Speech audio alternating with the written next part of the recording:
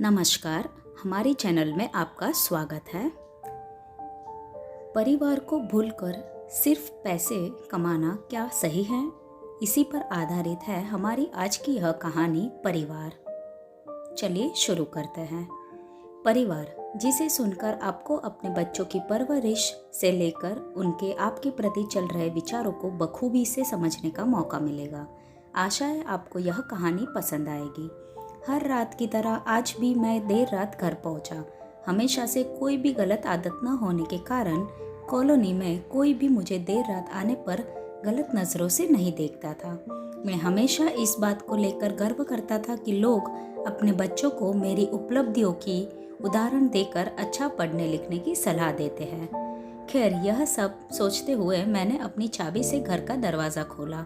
हालांकि मुझे पता था कि जब तक मैं घर नहीं पहुंचता तब तक मेरी बीवी दीप्ति को नींद नहीं आती थी, पर मैं अपने 5 साल के बेटे चिंटू को नींद से नहीं जगाना चाहता था। दरवाजे की हल्की सी आहट पाकर दीप्ति हमेशा की तरह कमरे से बाहर आई। तब तक मैं मुंह हाथ धोने बाथरूम की तरफ जा चुका था और हमेशा की तरह दीप्ति खाना गर्म करने के लिए किचन में चली गई। हर रोज़ ऐसा ही होता था। सुबह घर से निकलने के बाद हमारी मुलाकात रात को खाने पर ही होती थी। दीप्ति को इस तरह की जीवन शैली से कोई भी प्रॉब्लम नहीं थी। एक हाई क्लास सोसाइटी में अपनी शाख बनाने के लिए हर किसी को इस हद तक मेहनत करनी ही पड़ती है। चिंटू सो गया? खाना खाते हुए मैंने दीप्ति से पूछा। हाँ, काफ़ी देर से आपका इंतज़ार कर रहा था, लेकिन फिर इंतज़ार करते करते ही सो गया, दीप्ति ने शिकायत भरे लफ्ज़ से कहा और मैंने मुस्कुरा के बात को टाल दी। रात को देर से सोने के कारण हर रोज़ मैं सुबह देर से ही उठता था, लेकिन जब तक मैं उठता था तब तक चिंटू स्कूल चला जाता था। चिंटू की हमेशा शिकायत रहती कि मैं उसे कहीं भी बाहर नहीं लेके जाता और शायद इस बात को लेकर वो मुझसे नाराज़ भी था।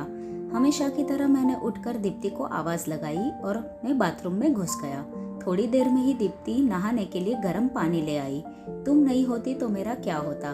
हमेशा की तरह मैंने पानी की बाल्टी लेते हुए अपना घिसा पिटा डायलॉग मारा और हमेशा की तरह ही दीप्ति ने मुस्कुराते हुए खाने की तैयारी करने किचन में चली गई। खैर, ऑफिस के लिए तैयार होकर जब मैं डाइनिंग टेबल पर आया तो चिंटू मुंह फुलाकर बैठा हुआ था। क्या बात है जनाब, आज स्कूल नहीं गए? मैंने प्यार से चिंटू के बालों पर हाथ घुमाते हुए कहा। आज संडे है, चिंटू ने गुस्से में कहा।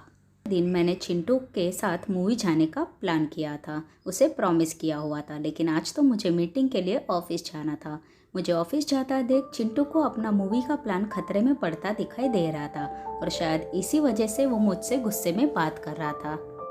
और उसने पूछ ही दिया, पापा आप 1 घंटे के कितने पैसे कमा लेते हो? अचानक चिंटू ने पूछा। चिंटू ने पहले कभी भी इस रवैये से मुझसे बात नहीं की थी, शायद गुस्से में था उसने इसलिए ऐसा कह दिया था। लगभग 1000 रुपये, मैंने कहा। क्या आप मुझे 500 रुपये उधार दे सकते हो? चिंटू ने कहा। लेकिन तुम्हें पैसे क्यों चाहिए? मैंने थोड़ा गंभीर होते हुए पूछा। मुझे चाहिए, चिंटू ने बनावटी मुंह बनाते हुए कहा। खैर, मैंने चिंटू को 500 रुपये दे दिए। चिंटू उठा और अंदर से अपनी गुल्लक ले आया। चिंटू ने अपनी गुल्लक से 500 रुपये निकाले और 1000 रुपये मेरे हाथ में रखते हुए कहा, क्या आप कल मुझे आपका 1 घंटा दे सकते हैं? मुझे आपके साथ बैठकर खाना खाना है। कहानी का तर्क यही है कि परिवार के लिए पैसे कमाने की चाह में हम परिवार को समय देना ही भूल जाते हैं। जिंदगी में सबके बीच में तालमेल बिठाकर चलना ही समझदारी है। धन्यवाद। आपका दिन शुभ हो। कहानी पसंद आई है तो लाइक कर देना एंड चैनल को सब्सक्राइब कर देना। जल्दी आएंगे एक नई कहानी के साथ। आप